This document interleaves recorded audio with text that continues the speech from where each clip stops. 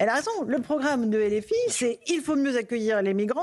C'est de la faute de M. Darmanin et de M. Retailleau s'il y a de l'insécurité. Mais il ne faut pas toucher à l'immigration, Gauthier Lebret. Non, ils ne veulent pas toucher au droit du sol, ni à Mayotte, ni nulle part ailleurs sur le territoire national. C'est très vrai ce que dit la députée Estelle Youssoufa. Ils préfèrent à Mayotte les Comores, comme ils préfèrent à la France l'Algérie. C'est toujours la même rengaine et le même argumentaire. On ne choisit pas les arguments de Paris, on choisit les arguments d'Alger. On ne choisit pas les arguments pour les Mahorais, on choisit les arguments pour les Comoriens. Et sur le droit du sol, alors que vous l'avez rappelé dans votre édito, Laurence, la moitié de la population est étrangère et qu'il y a maintenant une vraie logique quand on est une femme aux Comores à venir accoucher en France et donc à Mayotte pour que l'enfant à 18 ans obtienne la nationalité française. Non, la France insoumise ne l'a toujours pas compris ou le comprend évidemment trop bien. Et je rappelle que Gérald Darmanin, ses opérations Wembouchou, malheureusement, n'ont pas marché. Mais le but de ces opérations, c'était de démanteler les bidonvilles. Et à ce moment-là, la France insoumise a tout fait pour que le démantèlement des bidonvilles n'arrive pas. Et cette décision a été cassée par une juge qui avait été vice-présidente du syndicat de la magistrature, proche de LFI. Et j'en termine et je me tais. Hervé Lebras, le grand démographe proche de LFI, a dit la semaine dernière qu'il fallait rendre Mayotte aux Comores. Voilà où on en est. Là, on a franchi toutes les digues. Il y a une logique. LFI est décolonialiste, indigéniste. Donc dire qu'on doit rendre, entre guillemets, les colonies, ils considèrent Mayotte comme une colonie quelque part. Puisque, les Comoriens... Mais ils sont racistes, je faisant, parce qu'ils considèrent que... Les Comoriens... Il n'y a aucun Comorien. Attendez, laissez terminer François. Moi j'ai discuté souvent avec des... Aucun Mahorais, pardon, qui dit ça. Moi j'ai discuté souvent avec des ambassadeurs comoriens qui me disaient « Mais Mayotte, c'est les Comores. Il faut nous la rendre. » Non mais, j'ai pas qu'ils ont raison, mais ils ont une certaine logique. Et LFI est dans cette logique-là. Et n'oublions pas que M. Delogu est député des quartiers nord de Marseille, où la communauté comorienne est très extrêmement important. Vous avez raison. Eugénie Bastier. On est dans un cas pur, chimiquement pur, d'idéologie contre le réel. C'est-à-dire vraiment, on fait valoir son idéologie, on ne regarde pas la réalité de ce qui se passe, c'est-à-dire une submersion migratoire. Mais je veux dire, là, on a un cas caricatural avec LFI, mais je suis désolée, c'est un peu la même chose que fait le centre ou la gauche quand ils ne veulent pas voter l'abrogation du droit du sol. Ils sont dans la même logique. On ne veut pas voir le réel. Alors, et certes, ils ne vont pas dans l'extrême, comme fait la France insoumise, mais c'est la même logique. C'est-à-dire qu'on préfère les principes purs, l'idéologie des droits de l'homme, plutôt que la réalité pratique, concrète et les solutions à apporter aux Mahorais. C'est la même chose, il y a un continuum. Catherine Ney, on est en train d'étudier cette suppression du droit du sol pour Mayotte à l'Assemblée. Et on a vu le courage de Mme Youssoufa. Oui, non, mais elle est formidable, cette femme. Elle défend son territoire avec toujours une dignité, puis des arguments. Enfin, c'est une femme très, très courageuse. C'est que, quand même, tout le monde l'admire. Mais là, Delogu, enfin, me choisir comme porte-parole, là, on est quand même... on tombe bas. Mais c'est vrai que ce droit du sol, moi, je me souviens quand...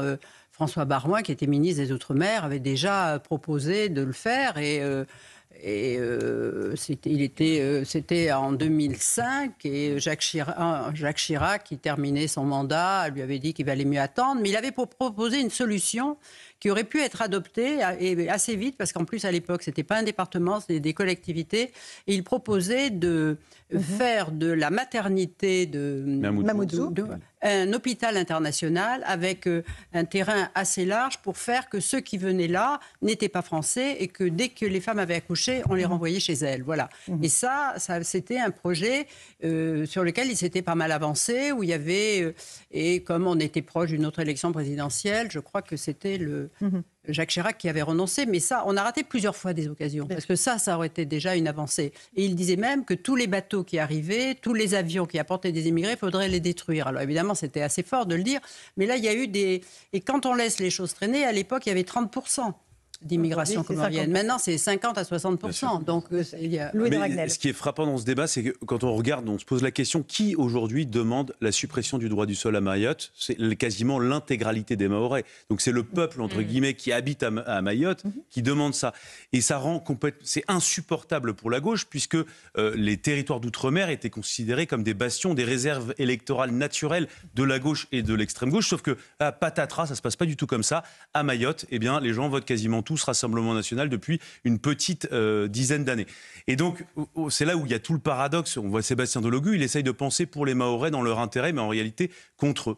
Et je trouve que là se heurte vraiment toute la stratégie de l'extrême gauche par rapport à Mayotte. Et je trouve que Estelle Youssouffa a très très bien défendu son territoire, justement parce qu'elle a porté la défense de son territoire et est en train de... La réalité du territoire. Et la réalité du territoire. L'espèce de safari humanitaire dont parle M. Delogu. Elle rappelle aussi une autre réalité, Estelle Youssouffa, à savoir qu'il n'y a pas que des Comoriens qui migrent à Mayotte. Absolument. À Mayotte, il y a aussi des gens qui viennent d'Afrique centrale, il y a aussi beaucoup de gens qui viennent de l'Afrique des Grands Lacs, et on voit là les conflits qui sont à nouveau en train de se jouer entre le Rwanda et la République démocratique du Congo. Donc ce ne sont certainement pas des flux qui sont sur le point de s'interrompre si on n'y arrive pas. Ce sont aussi des flux qui amènent une version de l'islam extrêmement, beaucoup plus radicale que la version de l'islam qui est celle des Mahorais. Et donc tout ça, les insoumis ne veulent absolument pas l'entendre parce qu'ils ne connaissent pas la réalité. Mais moi, il y a autre chose qui me choque, c'est que personne n'a jamais donné de bilan, ni même d'estimation du bilan. Est-ce que vous imaginez un seul autre département français où après une catastrophe de l'ampleur de celle qu'ont vécu les Mahorais, et peu importe les gens illégaux, leur vie compte et existe aussi. Personne n'a donné la moindre estimation du bilan humain du cyclone à Mayotte. On a eu moins de 70, je crois, voilà. Mais puis après, ça a disparu. Oui, mais ça a disparu, mais enfin, personne. Vous vous souvenez comme moi des chiffres qui avaient été évoqués par certaines ONG, par la Croix-Rouge, si je me souviens bien, qui n'étaient pas du tout de l'ordre de 70, mais un chiffre extrêmement élevé. Sur leurs chiffres, quand même. Pourquoi tolérons-nous une telle opacité finalement là-dessus? Et autre point quand même sur le droit du sol, c'est un peu ridicule qu'on en débatte comme ça, alors que de toute façon le Conseil constitutionnel, quoi qu'il en soit, vraisemblablement, même si la loi devait être adoptée, la retoquera. Sur l'opacité, pourquoi une telle opacité? On ne connaît pas la réalité aujourd'hui. Il n'y avait pas de recensement. Voilà. Et François Bayrou s'est énormément engagé en disant que pour lui, le bilan était beaucoup plus réduit que les premières estimations. Donc vous imaginez, pour le Premier ministre, si on a un bilan qui ne correspond pas à ce qu'il a dit tant en métropole qu'à Mayotte, ça peut évidemment pour lui être très Marine Le Pen compliqué. qui s'est exprimée aussi sur cette suppression du droit du sol sur, l'ensemble du territoire français. Eh bien, il se trouve que le droit du sol n'est pas dans la Constitution française et que par une simple loi, nous pourrions et même nous devrions supprimer le droit du sol pour l'ensemble du territoire national. Le problème, c'est que dès que vous laissez une brèche, en réalité, il y a des gens qui vont s'engouffrer dans cette brèche. Leur espoir va s'engouffrer dans une brèche.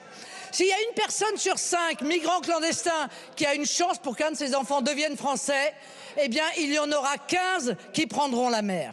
S'il y en a 1 sur 20, il y en aura 120 qui prendront la mer. Donc il faut juste qu'il y en ait 0. Et alors personne ne risquera sa vie en tentant cette traversée pour espérer, bien entendu, obtenir à terme la nationalité française, car Estelle Youssouffa a eu parfaitement raison. Dès le lendemain de Chido, dès le lendemain, il y avait des kwassa qui arrivaient. Ça veut dire que ça n'était pas la nourriture, l'eau ou le confort matériel qu'ils venaient chercher. C'est évidemment l'espérance d'avoir un jour la nationalité française.